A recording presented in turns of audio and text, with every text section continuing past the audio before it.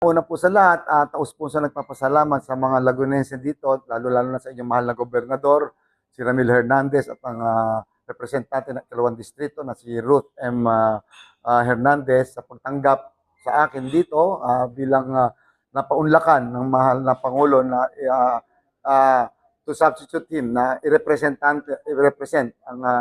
mahal na Pangulo dito sa napiling lugar na sa probinsya ng Laguna. Nakakatuwa, 13 lang ang napili at isa ang napakagandang lalawigan ng Laguna.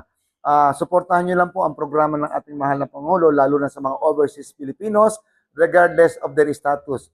Kaya permanent migrants, temporary migrants, at mga irregular migrants. Yung mga irregular migrants, kailangan po unan ng pansin dahil nakakaawa. Ang programa ng mahal na Pangulo ay suportahan ang dapat ang nangangailangan ng mga overseas Filipinos.